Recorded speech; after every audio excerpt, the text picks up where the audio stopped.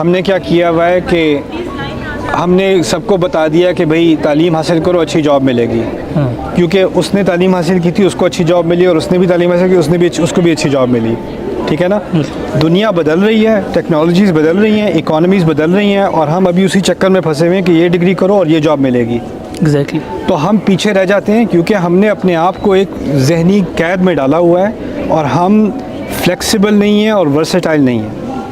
और वहाँ अमेरिका में क्या हो रहा है, ऑस्ट्रेलिया में क्या हो रहा है, इंडोनेशिया में क्या हो रहा है, मलेशिया में क्या हो रहा है, 16-16 साल के लड़के ऐप डेवलपमेंट सीख रहे हैं, स्कूल जाने से पहले मिलियनेयर बन चुके हैं। ऐसा हो रहा है कि नहीं? बिल्कुल। क्योंकि रिस्क का दरवाज़ा जो एक वसी चीज़ है, जिसमें अल्लाह ताला ने यहाँ तक के सूरत यासीन में ये भी कह दिया, वह आयतुल्लाहुम अन्ना हमलना ज़ुर्रियतहुम फिल फुल्किल मशहून। उनके लिए तो आयत है कि हमने उनकी औलाद को किश्तियों में सवार किया। यानी पुराने ज़माने से लोग कहते थे जाओ कोई नई दुनिया जाकर ढूंढो, पता नहीं क्या रिस्क का दरवाज़ा खुलेगा तुम्हारे लिए। लेकिन हमने क्या किया है, अगर कामयाब होना है, डॉक्टर, इंजीनियर या फ़लाने या इस ग्रेड की जॉब या ये, बस ये 4-5 रास्ते हैं रिस्क के, बाकी सब नाकाम लोगों के लिए है। ठीक है ना। तो क्योंकि हमने इस तरह रिस्क के दरवाजे ख़ुद बंद किए हैं ना, फिर डिप्रेशन आती है कि अल्लाह ताला ने रिस्क का दरवाज़ा क्यों नहीं खोला।